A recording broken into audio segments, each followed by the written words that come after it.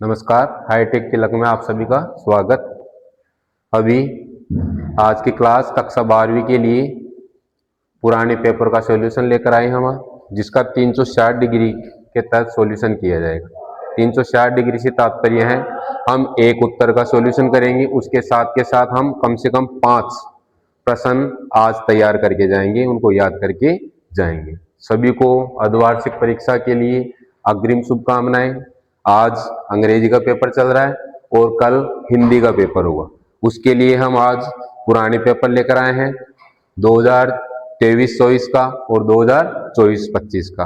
किस प्रकार पैटर्न होगा, कैसे प्रश्न आते हैं, इसके ऊपर हम आज विस्तृत चर्चा करेंगे।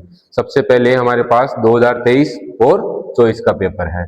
इसमें 2023-24 के पेपर के तहत पहला प्रश्न, वैसे मैं बता दूं, समान परीक्षा योजना के तहत 2025 से पूरे राजस्थान में एक ही प्रकार के पेपर आ रहे हैं, जिसमें थोड़ा सा पैटर्न चेंज हो गया, ज्यादा नहीं हुआ, थोड़ा सा ही हुआ। जिसमें शुरुआत में न्यू टाइप वाले वस्तुनिष्ठ प्रश्न आते हैं और बाद में दूसरे प्रकार के आ रहे हैं। ये 2023 वाला है जो डाइट लेवल पे, जिला स्तरीय लेवल पे होता था, उसमें शुरू में अपठित गद्यांश दिया हुआ है। निम्नलिखित गद्यांश को ध्यान से पढ़कर पूछे गए प्रश्नों के उत्तर दीजिए। ये एक ऐसा प्रश्न है जिसमें कोई भी, किसी भी बौद्धिक स्तर का बालक पूरे में से पूरे अंक प्राप्त कर सकता है। इसके अंक भार है 5। वर्तमान की बता रहा हूं, इस समय इसमें 6 अंक दिए हुए हैं। वर्तमान परीक्षा पद्धति में 5 अंक आएगा, लगभग 5 प्रश्न आएंगे। इसके अंदर इस पूरे पैराग्राफ को पढ़कर हम उन 500 प्रश्नों के उत्तर दे सकते हैं। जैसे कि ऊपर पैराग्राफ लिखा हुआ है, इसको हम स्वविवेक से पढ़ लेंगे। पहला प्रश्न है, स्वाधीनता को लेकर लेखक ने क्या विचार अभिव्यक्त किया है। स्वाधीनता, पहली पंक्ति में इसका उत्तर दिया हुआ है। स्वाधीनता मनुष्य का जन्मसिद्ध अधिकार है। मनुष्य तो क्या, सृष्टि के छोटे बड़े सभी प्राणियों का यह अधिकार समान रूप से प्राप्त है। पहली लाइन में इस पहले प्रश्न का उत्तर समाहित है। जिस प्रकार हम उस प्रश्न का कोई एक मिलता जुलता शब्द उस पंक्ति में मिल जाता है, हमारा वहां उत्तर ढूंढ लिया जाता है। दूसरा है, प्राधीनता को लेखक ने क्या कहा है। देखिए प्राधीनता के बारे में क्या लाइन दी हुई है। किसी भी प्रत्यक्ष अप्रत्यक्ष कारण से इसकी अवाप्ति को ही क्या कहा जाता है, प्राधीनता कहा जाता है। हूबहू तीसरी लाइन पैराग्राफ में ऐसे की ऐसी दी हुई है।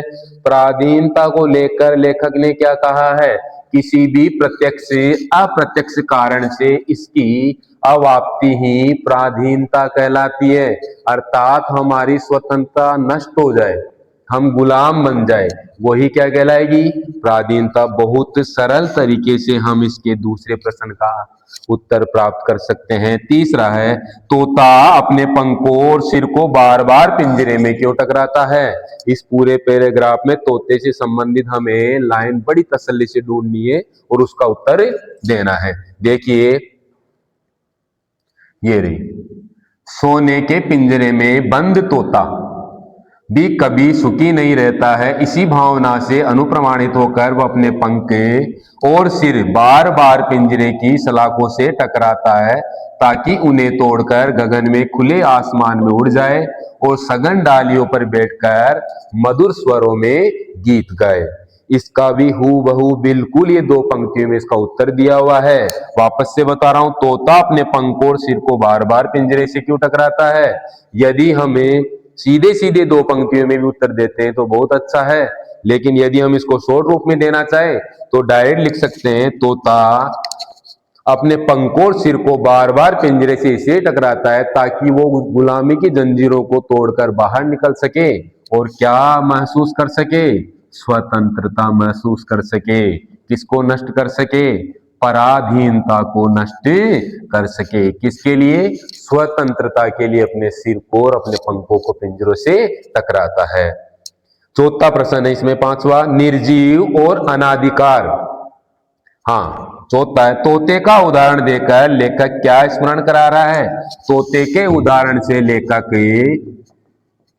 स्वतंत्रता के लिए संघर्ष, स्वतंत्रता के लिए संघर्ष का कि आजाद होने के लिए हमें अनवरत लगातार बिना रुके क्या करते रहने चाहिए, संघर्ष करता रहना चाहिए, उससे लड़ता रहना चाहिए, झगड़ता रहना चाहिए, ताकि एक ना एक दिन हमें क्या मिल सकेगी, स्वतंत्रता मिल सकेगी। इसी प्रकार तोता भी उस पिंजरे में अपने पंखों को, अपने सिर को टकराता रहता है ताकि उसे एक दिन स्वतंत्रता मिल सके।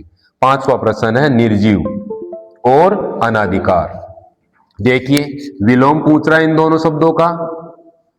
पूरे पैराग्राफ में विलोम, मुहावरे, संधि, समास किसी भी प्रकार से संबंधित एक प्रश्न पूछा जाएगा, जिसके उत्तर उसी पैराग्राफ के अंदर, उसी गद्यांश के अंदर छिपे हुए रहेंगे। इसमें पूछा जा रहा है निर्जीव। निर्जीव का विलोम क्या होगा? निर्जीव का विलोम देखिए, यहां वैसे तो अपने को आता है, लेकिन यहां जैसा कि समझा रहे, ढूंढने की कोशिश कर रहे हैं कि कहां मिलता है।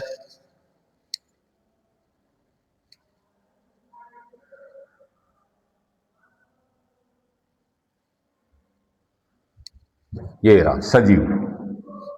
निर्जीव का विलोम होगा सजीव। ये तो हमें आता था, कई बार ऐसे शब्द आ जाते हैं जिनका उत्तर हमें नहीं आता, तो उसको उस पैराग्राफ में ढूंढना पड़ेगा। दूसरा है विलोम अनाधिकारी।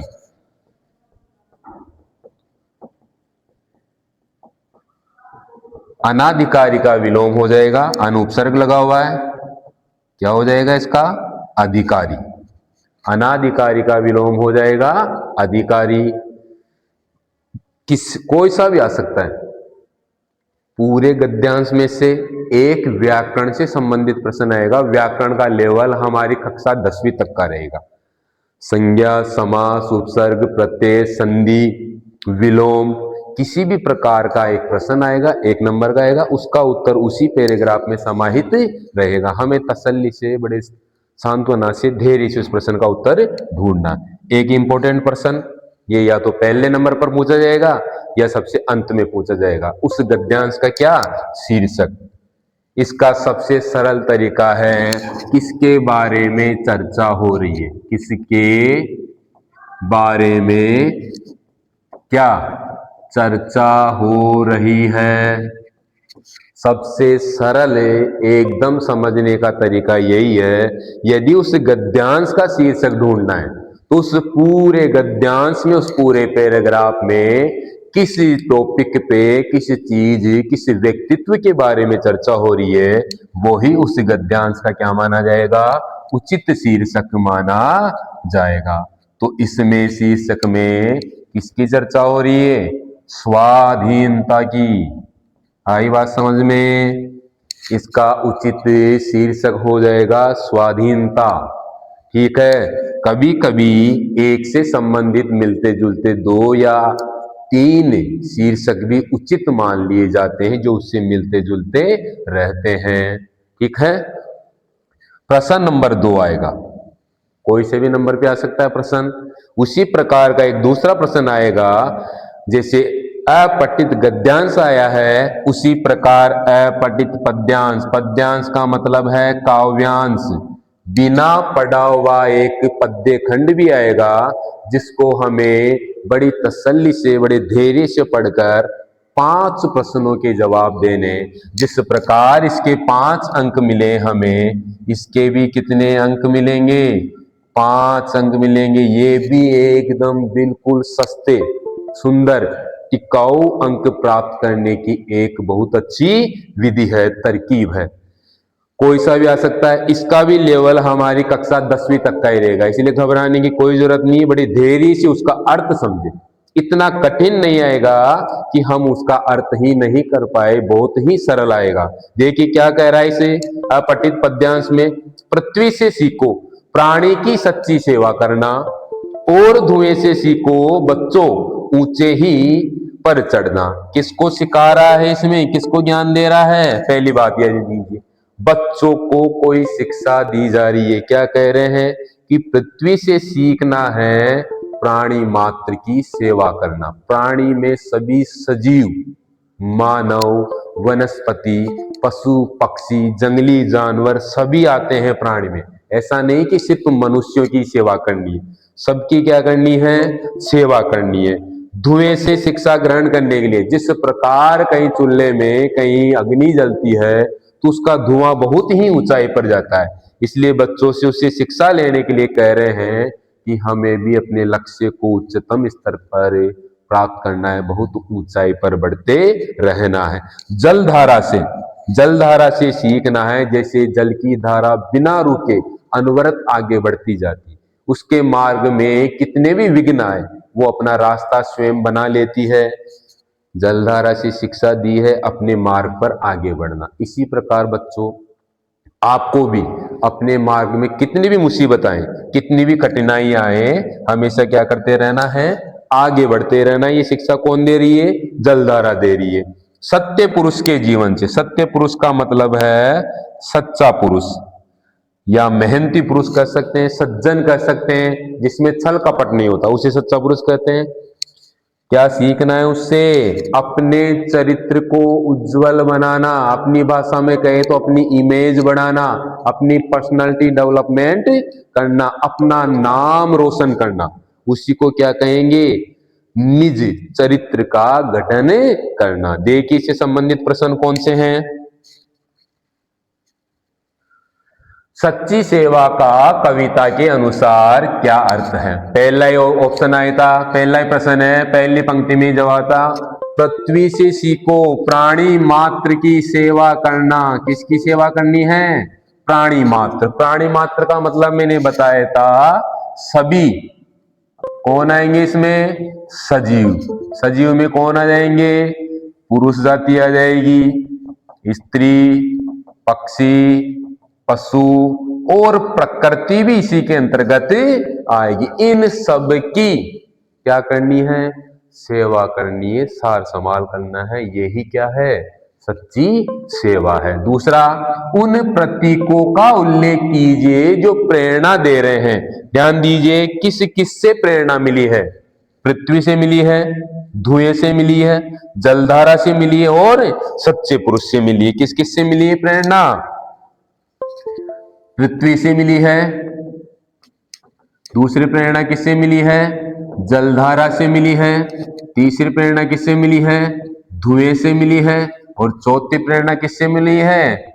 सच्चे पुरुष से मिली है। चार पंक्तियों में ये पद्य भाग दिया हुआ है, तो उन चारों पंक्तियों का जो एक एक शब्द है वो ही हमें शिक्षा दे रहा है। सत्य पुरुष के जीवन से क्या शिक्षा मिलती है? सत्य पुरुष के जीवन से आखिरी लाइन है, ध्यान से दीजिए, सत्य पुरुष के जीवन से सीखो चरित्र निज गढ़ना। सत्य पुरुष के व्यक्तित्व से हमें क्या मिलती है? अपना चरित्र क्या करना? उज्जवल करना। देखिए कितना सरल है गद्यांश और पद्यांश में से प्रश्न उत्तर ढूंढना। बिल्कुल सरल है, 10 अंक प्राप्त करने का बहुत ही सरल माध्यम है। आप धैर्य से पहले गद्यांश को और पद्यांश को पढ़े, एक बार समझ में नहीं आए तो 2 बार पढ़े। जब उसको तसल्ली से समझोगे तो आपको बिल्कुल निश्चित तौर पर सभी प्रश्नों के उत्तर प्राप्त होंगे। देखिए आगे कौन सा प्रश्न है? निम्न शब्दों के समान अर्थ पद्यांश से ढूंढकर लिखिए। अभी मैंने बताया था कि गद्यांश में एक प्रश्न व्याकरण से संबंधित आएगा और वो व्याकरण का स्तर हमारी 10वीं तक के लेवल का होगा। इसी प्रकार पद्यांश में भी एक प्रश्न व्याकरण से संबंधित आएगा, इसका भी कठिनाई का स्तर हमारी कक्षा 10वीं तक, मतलब 6 से 10 तक हमने जो व्याकरण पढ़ी है उससे संबंधित एक प्रश्न आएगा। क्या पूछ रहा है? समान अर्थ वाले, ऐसा समझ लीजिए कि पर्यायवाची पूछ रहा है। समान अर्थ वाला क्या पूछ रहा है? पर्यायवाची पूछ रहा है। बताइए धरती, धरती के लिए कौन सा आया है? देखिए बहुत सरल सा, क्या आया है धरती के लिए? पृथ्वी। बहुत अच्छी बात है, इतना सरल है उत्तर ढूंढना। धरती के लिए कौन सा शब्द आया है? पृथ्वी। दूसरा देखिए अपना, अपना के लिए कौन सा आया है? यहां देखिए अपना के लिए निज, निज को ही कहते हैं स्वयं या फिर अपना। ये लीजिए हमारा दूसरा उत्तर प्राप्त हो गया, निज। समान अर्थ वालों को ही पर्यायवाची कहा जाता है। धरती के लिए पृथ्वी आया हुआ है और अपना के लिए कौन सा शब्द आया है? निज आया है। कविता में प्राणी शब्द किसके लिए प्रयुक्त हुआ? ये देखिए, पहले प्रश्न का जो उत्तर था वही सभी सजीव के लिए, जिनमें जीव विद्यमान है, जिससे प्रकृति संचालित है, संचायमान है, उन सबके लिए कौन सा शब्द आया है? प्राणी। इसमें मनुष्य आ गए, स्त्री पुरुष, पशु पक्षी आ गए, जानवर आ गए, सभी प्रकृति आ गई। इन सब का ख्याल रखना है, जैसे कौन रखती है? पृथ्वी रखती है। तो प्राणी के अर्थ में हमें लिख देना है सभी सजीव। और इसको आगे बढ़ाना चाहते हो तो मानव जाति, पशु पक्षी, जानवर और प्रकृति, ये सब किसके अंतर्गत आएंगे? प्राणी के अंतर्गत। ठीक है बच्चों। गद्यांश और पद्यांश जो अपठित आएंगे 5-5 अंक के, उनके अंक प्राप्त करना बहुत ही सरल और आसान। आपको धैर्य से, बड़ी तसल्ली से इन दोनों को पढ़ना है। गद्यांश के तो सभी उत्तर वही पंक्तियों में प्राप्त हो जाएंगे, लेकिन पद्यांश को हमें तसल्ली से 1 बार, 2 बार, 3 बार पढ़ना है, ताकि उसका अर्थ हमें समझ में आए। यदि उसका अर्थ हमें बहुत अच्छी प्रकार से ठीक ठाक समझ में आ गया तो उसके 5 प्रश्नों के उत्तर हम दे पाएंगे और हमारे 5 और 5 10 अंक पक्के हो जाएंगे। ठीक है, आगे बढ़ते हैं तीसरे प्रश्न की ओर। बहुविकल्प अर्धवार्षिक परीक्षा में 9 से 10 प्रश्न, ध्यान दीजिए, अर्धवार्षिक परीक्षा में 9 से 10 प्रश्न बहुविकल्प वस्तुनिष्ठ अवसद वाले न्यू टाइप वाले प्रश्न आएंगे। इन पेपर के माध्यम से, इन प्रश्नों के माध्यम से हम कम से कम एक प्रश्न के साथ 5 प्रश्न तैयार करेंगे। एक प्रश्न के साथ कितने प्रश्न तैयार करेंगे? 5 प्रश्न तैयार करेंगे। देखिए पहला प्रश्न, काले मेघा पानी दे। काले मेघा पानी दे।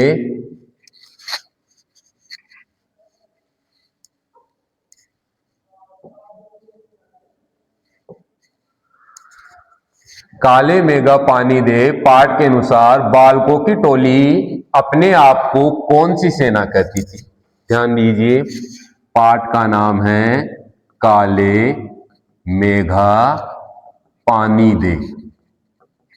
पहला प्रश्न इसका आता है, कौन है लेखक? लेखक है इसके धर्मवीर भारती। काले मेघा पानी दे, इसके लेखक है धर्मवीर भारती। कौन सी शैली में लिखा हुआ है ये? संस्मरण।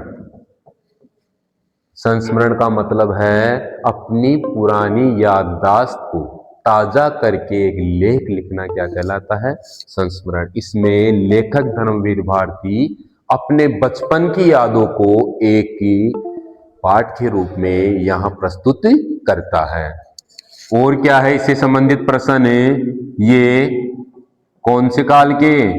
आधुनिक काल के।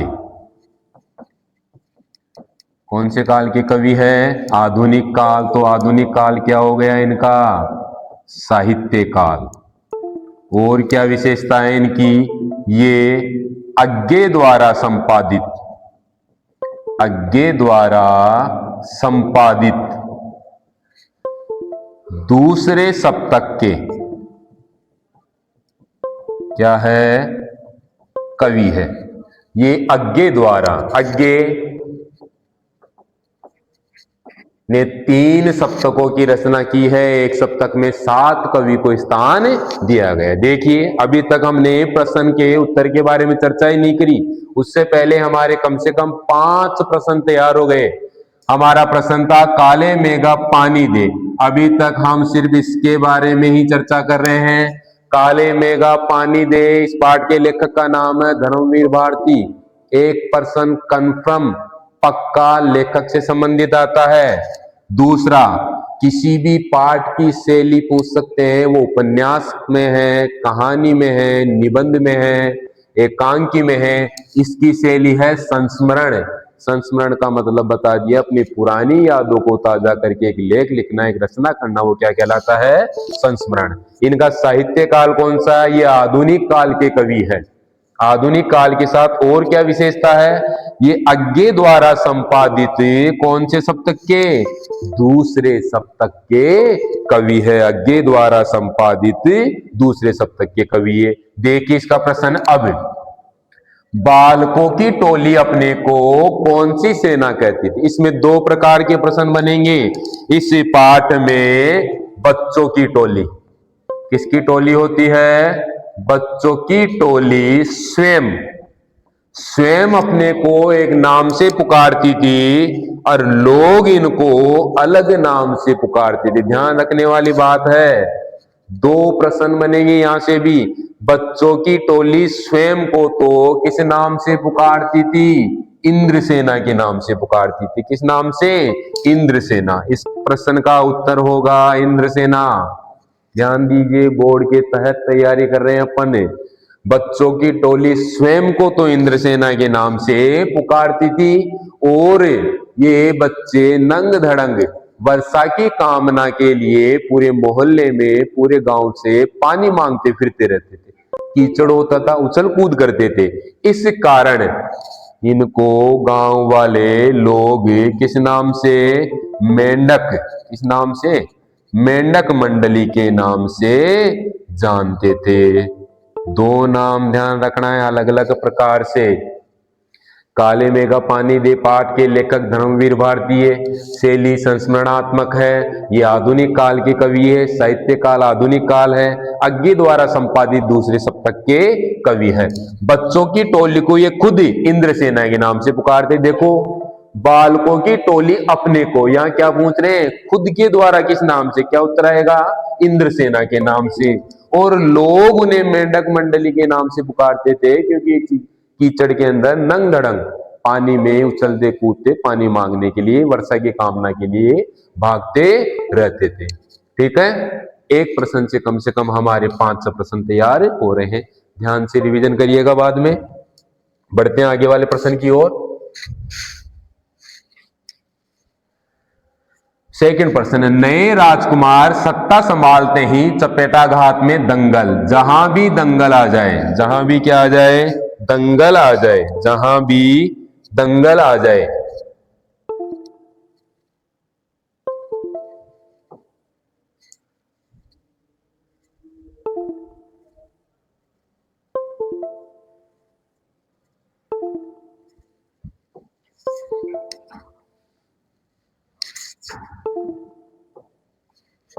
थोड़ा सा अपना ये एक पेज गायब हो गया है, देखिए ऐसे बता रहा हूं मैं। दूसरा प्रश्न है, नए राजकुमार की सत्ता संभालते ही चपेटाघात में दंगल का स्थान किसने ले लिया? सेकंड पेज गायब हो गया सर।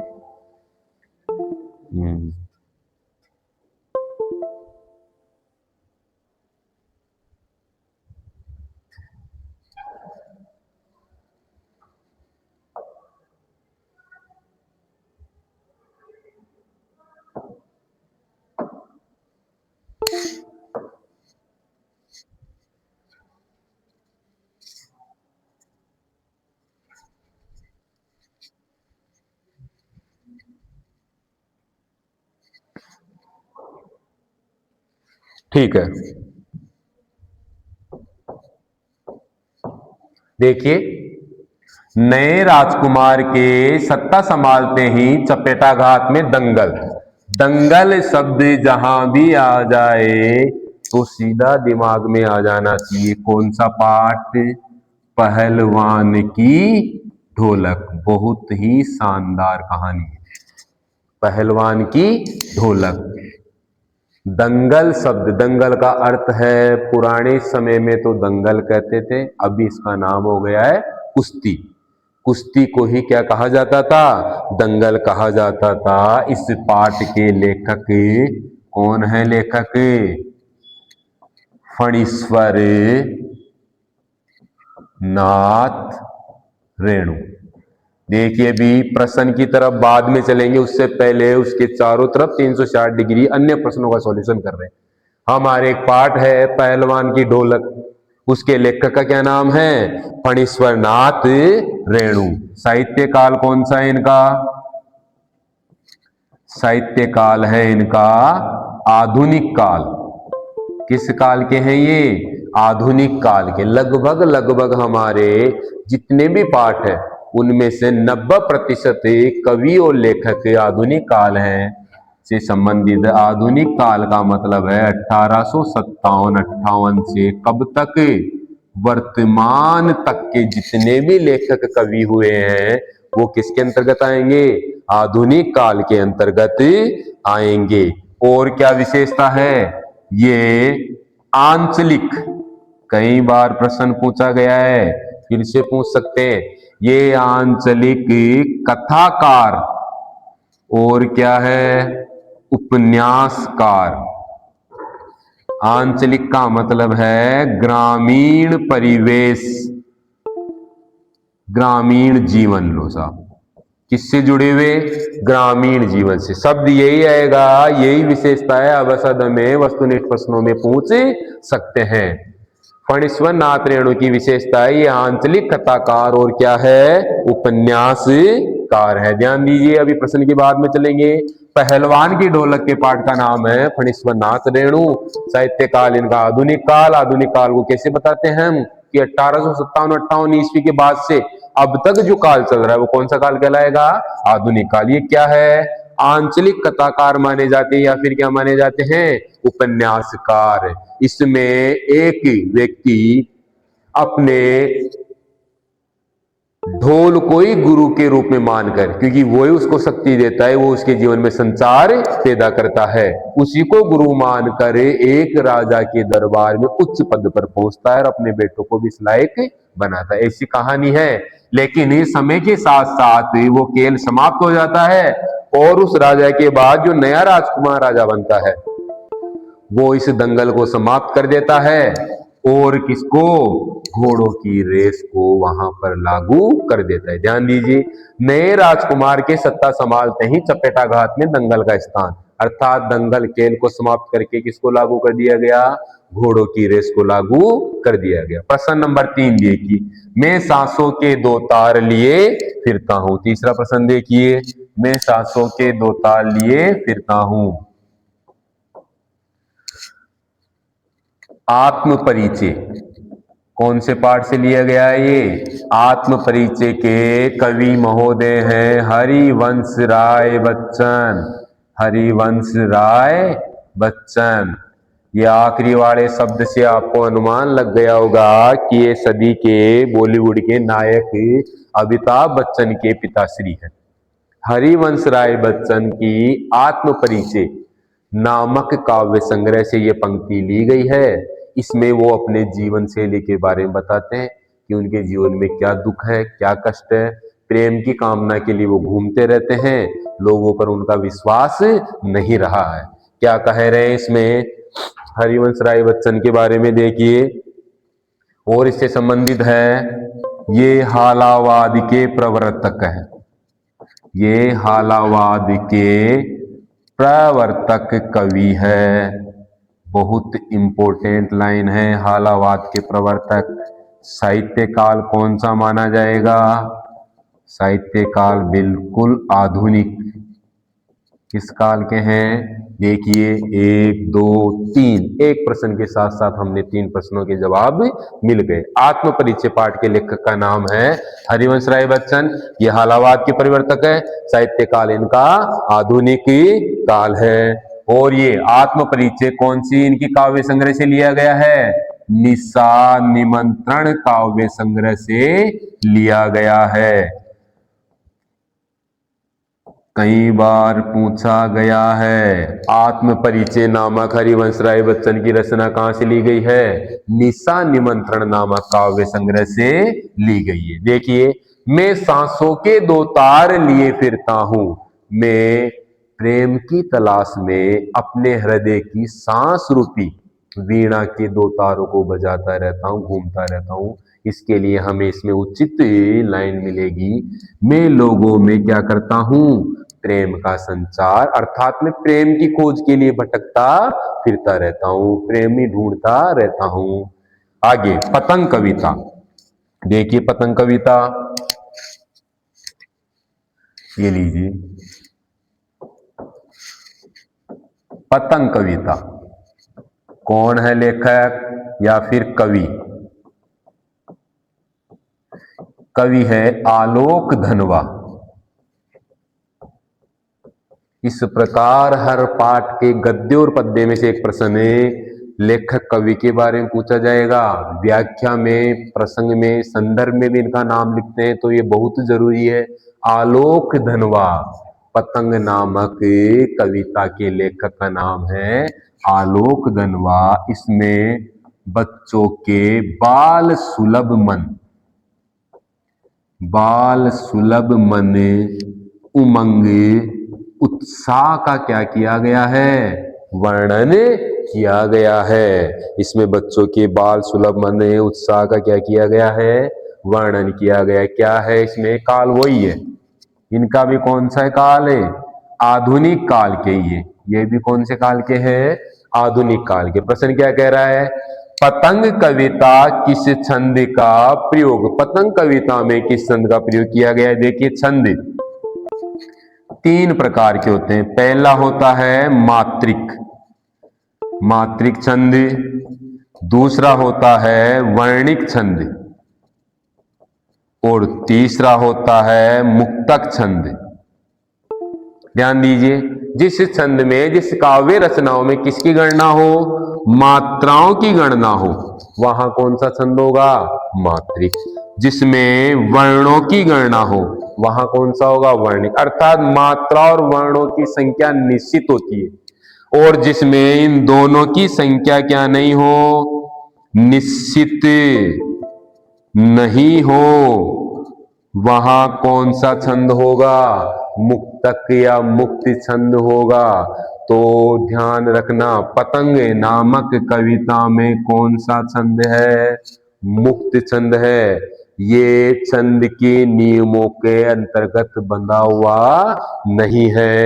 शमशेर बहादुर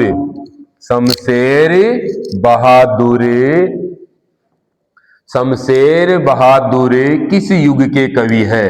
देखिए, शमशेर बहादुर कौन सा पाठ था? उषा पाठ के कवि है शमशेर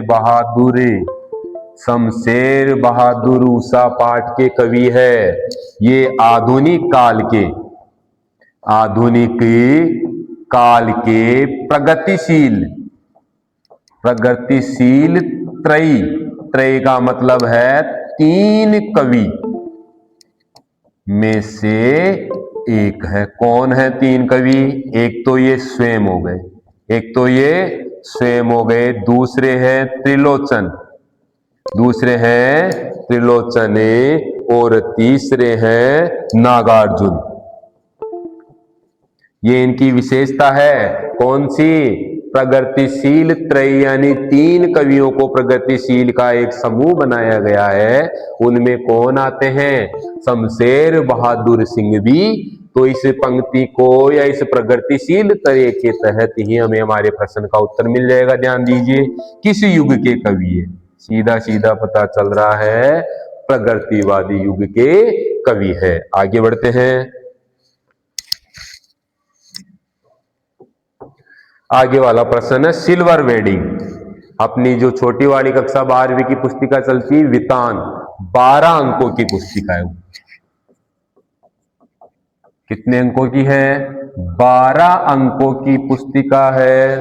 3 पाठ दिए हुए, बस उन 3 पाठों में से 4 तो वस्तुनिष्ठ आएंगे, 2 लघुरात्मक और 1 निबंधात्मक प्रश्न आएगा विकल्प के सहित।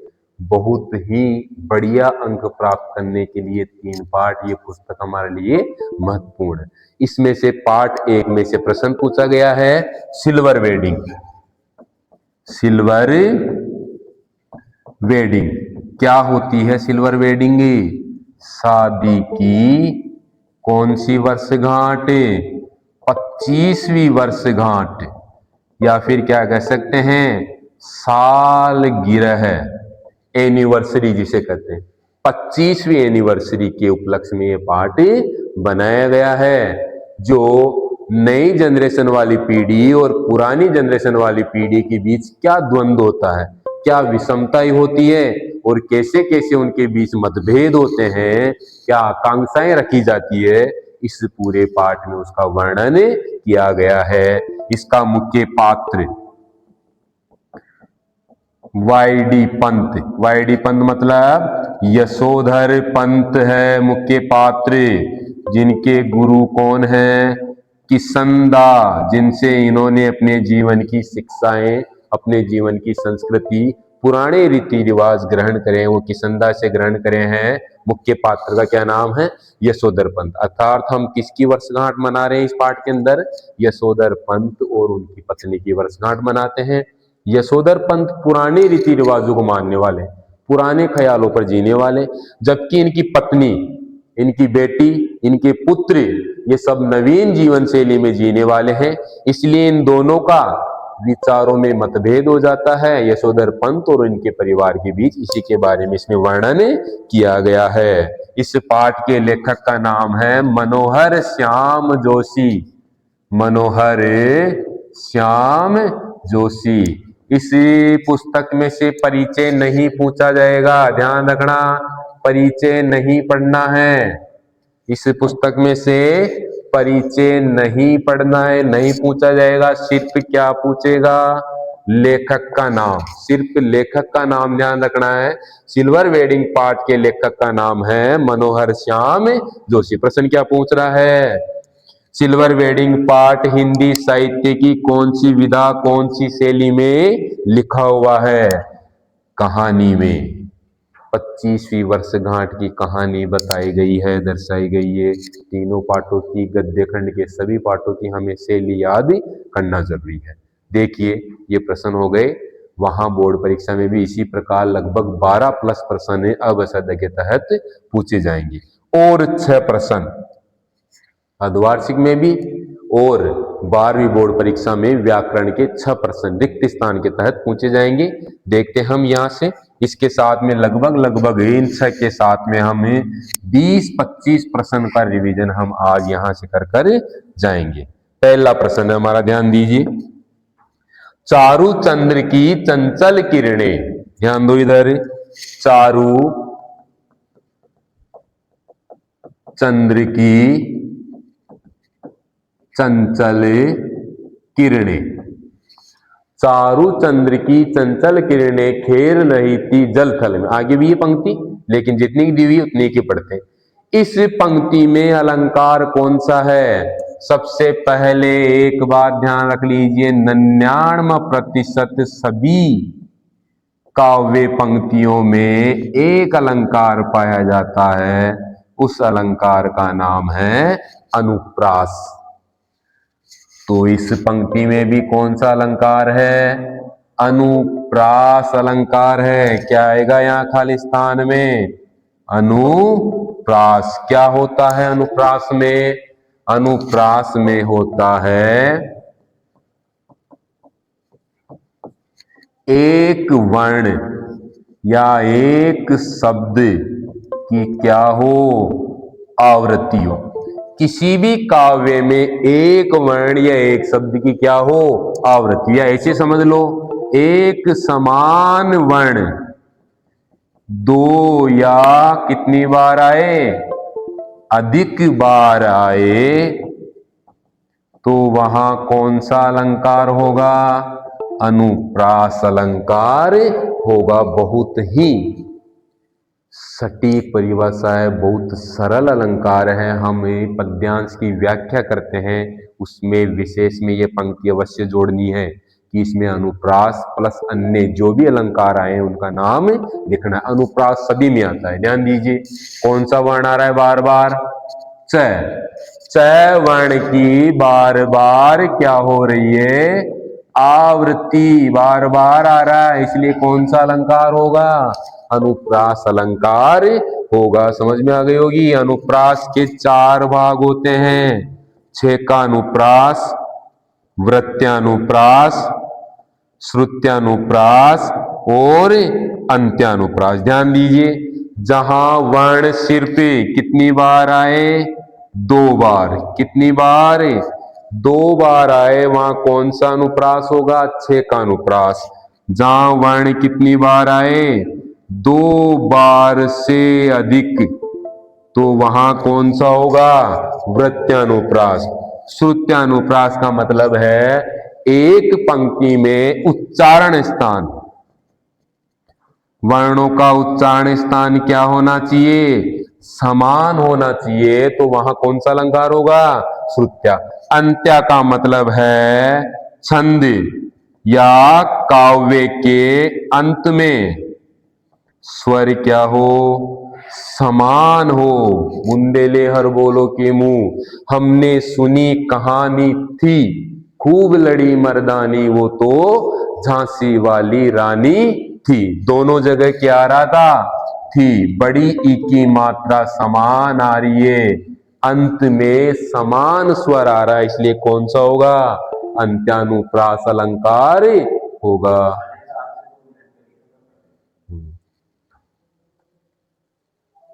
अंत्यानुप्रास अलंकार होगा। आगे देखिए नेक्स्ट प्रश्न कौन सा है अपना, परिपत्र के लिए अंग्रेजी, हमारे लिए अंग्रेजी से संबंधित अंग्रेजी मीनिंग के 2 शब्द आएंगे, यानी कितने अंक, 2 अंक का प्रश्न। एक में अर्थ पूछेगा और एक में क्या पूछेगा, मीनिंग। 2 मीनिंग आएगी, एक में मीनिंग का इंग्लिश से हिंदी पूछेगा और एक में हिंदी टू इंग्लिश पूछेगा। यहां पूछा है परिपत्र के लिए, परिपत्र के लिए आती है करिकुलर, CIRCULAR,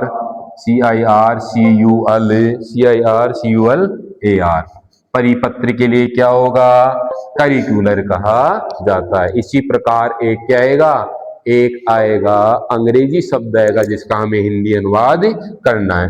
बादल राग कविता के रचयिता बहुत सरल है, बादल राग के हैं सूर्यकांत त्रिपाठी निराला, सूर्यकांत त्रिपाठी निराला। कौन से कवि है ये, छायावादी कवि है। कौन से काल के, आधुनिक काल के हैं। बादल राग किसका प्रतीक है, क्रांति का प्रतीक है। छायावादी के स्तंभ कवि कितने हैं, छायावादी के 4 कवि है श्रेष्ठ। पहला है जयशंकर प्रसाद, दूसरा निराला, तीसरा महादेवी वर्मा और चौथा सुमित्रा नंदन पंत। छायावाद, छायावाद का मतलब है ऐसी रचनाएं जिसमें प्रेम, वात्सल्य, सौंदर्य का वर्णन हो, वो रचनाएं किसके अंतर्गत आती है, तो इन 4 कवियों को छायावादी कवि कहा जाता है। बादल राग के रचयिता कौन हो गए, सूर्यकांत त्रिपाठी निराला। आगे वाले प्रश्न पे चलते हैं। अलंकार 3 प्रकार के होते हैं, अलंकार कितने प्रकार के होते हैं, 3 प्रकार के होते हैं। परिभाषा समझ लीजिए, अलंकार का शाब्दिक अर्थ होता है आभूषण या फिर गहना, जो किसकी सुंदरता बढ़ाते हैं, स्त्री की सुंदरता बढ़ाते हैं। गहने और आभूषण स्त्री की सुंदरता बढ़ाते।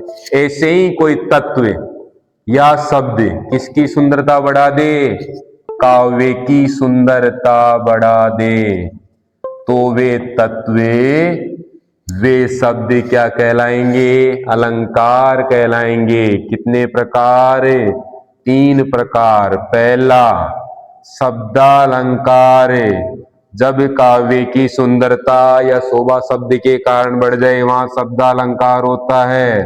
दूसरा है अर्थालंकार, जब काव्य की सुंदरता शब्द के अर्थ के कारण बढ़ जाए वहां अर्थालंकार होता है। और तीसरा उभयालंकार, जब काव्य की सुंदरता शब्द और अर्थ दोनों के कारण ही बढ़े वहां कौन सा होगा, उभयालंकार। तो यहां हमारे प्रश्न का उत्तर भी कौन सा होगा, उभयालंकार। शब्द शक्ति से संबंधित है। तीसरा प्रश्न है, शब्द शक्ति का मतलब होता है शब्द की अभिव्यंजक शक्ति। किसी शब्द का अर्थ जानने के लिए बुद्धि द्वारा जिस शक्ति का प्रयोग किया जाता है वही क्या कहलाती है? शब्द शक्ति। दूसरा है लक्ष्यार्थ। शब्द शक्ति 3 प्रकार की होती है। कितने प्रकार की? 3 प्रकार की होती है। अभिधा, लक्षणा और तीसरी व्यंजना। 1 2 3 प्रकार की। किसी भी शब्द का अर्थ जानने के लिए बुद्धि द्वारा जिस शक्ति का प्रयोग करते हैं वही शब्द शक्ति कहलाती है। पहली अभिधा, जहां साधारण वाक्य, सर्वसाधारण जो चलते आ रहे हैं, जिनमें कोई दिमाग लगाने की जरूरत नहीं, वो अभिधा कहलाएंगे। लक्षणा, जिसमें पहले अर्थ को छोड़कर दूसरा उससे संबंधित अर्थ लिया जाता है, वो लक्षणा कहलाएगा। और तीसरा व्यंजना, जिसमें व्यंग्य रूप में अर्थ लिया जाता है, जैसे सास अपनी बहू को या बहू सास के ऊपर कोई कटाक्ष बातें करती है, वो किसके अंतर्गत आएंगे? व्यंजना के अंतर्गत आएंगे। जितने भी पशु से संबंधित उपाधियां दी जाती है कोई वाक्य में, वो सब किसके अंतर्गत आएंगे? लक्षणा में। जितने भी मुहावरे आएंगे वो सब किसमें आएंगे? लक्षणा में। और लक्षणा से जो अर्थ प्रकट होता है वो क्या कहलाता है? लक्ष्यार्थ। इस प्रश्न का उत्तर आ गया होगा। लक्ष्यार्थ का बोध कराने वाली शब्द शक्ति को क्या कहेंगे? लक्षणा शब्द शक्ति कहते हैं। और व्यंजना से कौन सा अर्थ होगा? व्यंग्यार्थ। अभिधा से कौन सा अर्थ होगा? मुख्यार्थ। आई होगी समझ में। चलिए आगे बढ़ते हैं।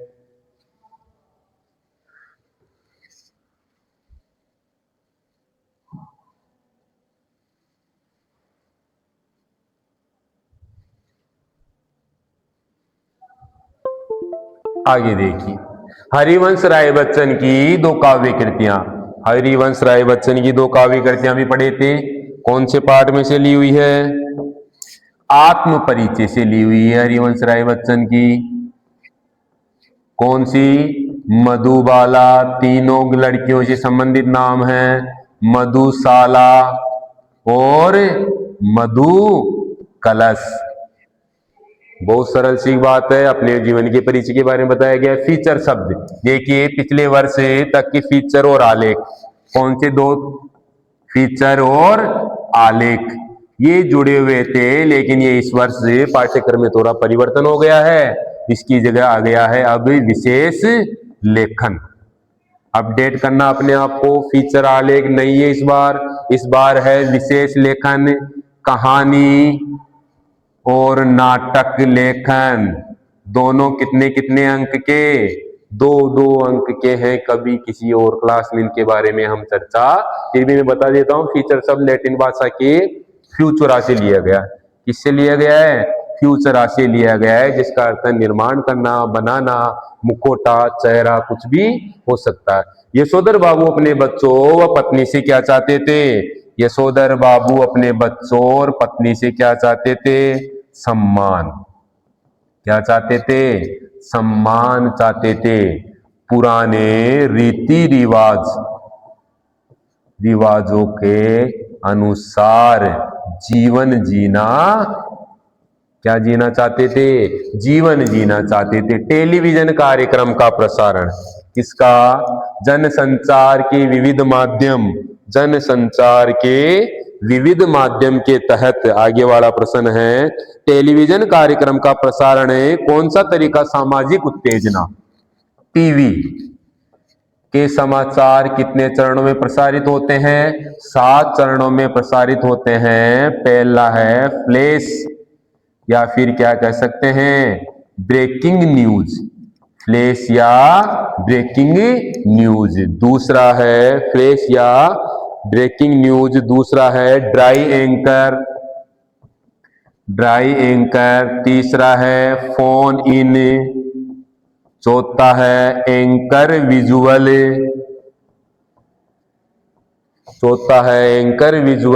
पांचवा है एंकर बाइट। छठा है लाइव और सातवा है एंकर पैकेज। अभी जिसके बारे में पूछ रहा है वो है लाइव। प्रश्न है टेलीविजन कार्यक्रम में प्रसारण का कौन सा तरीका? सामाजिक उत्तेजना। सामाजिक उत्तेजना। लाइव देखते हुए व्यक्तियों में क्या हो सकती है, मान लीजिए कि कहीं दुर्घटना वाला वीडियो आ रहा है, कहीं लड़ाई दंगे वाला कोई न्यूज प्रसारित की जा रही है, तो उस धर्म उस समुदाय से संबंधित लोग कहीं पे भी इकट्ठा होकर यदि वो क्या देख रहे हैं, न्यूज देख रहे हैं, तो वो क्या हो जाएंगे, उत्तेजित हो जाएंगे, कोई दुर्घटना घटित हो सकती है। आगे वाला प्रश्न है भाषा की सबसे छोटी इकाई, कई बार पूछा गया है, बहुत इंपॉर्टेंट प्रश्न है। क्या जवाब आएगा, भाषा की सबसे छोटी से छोटी सूक्ष्मतम इकाई क्या कहलाती है, वर्ण कहलाती है। आगे का प्रश्न है इंटरनेट पत्रकारिता। इंटरनेट पत्रकारिता को क्या कहते हैं, वेब पत्रकारिता, नेट पत्रकारिता और क्या कहते हैं, साइबर पत्रकारिता। तीनों नाम ध्यान रखना। नेट के द्वारा सूचनाओं का आदान प्रदान जिस माध्यम के द्वारा किया जाता है वो क्या कहलाती है, इंटरनेट पत्रकारिता कहलाती है। ये यहां तक छोटे प्रश्न हैं। अब इनके बाद जितने भी प्रश्न आएंगे वो कौन से आएंगे, निबंधात्मक प्रश्न आएंगे। इसमें से और भी व्याकरण से संबंधित प्रश्न देखिए। निबंध लेखन, आप निबंध लेखन को किस प्रकार करते हैं,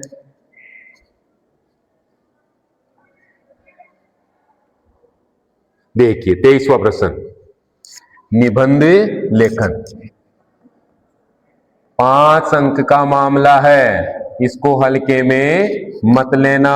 निबंध लेखन को करने के लिए एक बहुत ही सटीक सा आपको एक तरीका बता रहा हूं। सबसे पहले वहां जितने आपको निबंध करने हैं उनमें से एक को चुनना है। मान लीजिए कि हमने कौन सा चुना, दीपावली का चुना। यदि परीक्षा के अंदर उससे संबंधित उसके बिंदु दिए हुए हैं तो उन बिंदुओं को सर्वप्रथम लिखना है। पहले उनको लिख लेना है, नक्शा बना लेना है, ब्लूप्रिंट लिख लेना है। जैसे कि पहला क्या आएगा, प्रस्तावना। दूसरा क्या आएगा, मनाने का कारण। तीसरा क्या आएगा, कब वह कैसे मनाते हैं। और लास्ट का क्या आएगा, उपसंहार। इस प्रकार किसी भी निबंध की संरचना बनाते समय पहले क्या लिखनी है, उसकी रूपरेखा। फिर क्या छोड़नी है, एक पंक्ति छोड़कर पहला पॉइंट डालना है प्रस्तावना। उसके पॉइंट के नीचे अंडरलाइन लगानी है और उसको 3-4 लाइनों में जितना हम उसका विवरण दे सकते हैं वो विवरण देने के बाद फिर क्या छोड़नी है, एक लाइन छोड़कर कौन सा पॉइंट डालना है, दूसरा। ठीक है बच्चों, इस प्रकार हमें एक निबंध का ब्यौरा संरचना प्रस्तुत करनी है। और हमारी परीक्षा में कितने अंक लाने हैं, 100 ऑफ 100 अंक लाने हैं। आज की क्लास आपके लिए बहुत ही कारगर साबित होगी। इसके लिए आप सभी को बेस्ट ऑफ लक। अपनी परीक्षा की तैयारी बड़ी तसल्ली से, बड़े धैर्य से करें। यदि कोई समझ में नहीं आए तो कमेंट में आप पूछ सकते हो, मैसेज करके पूछ सकते हो। मैं सभी प्रश्नों का जवाब देने के लिए तत्पर रहूंगा। धन्यवाद, थैंक यू।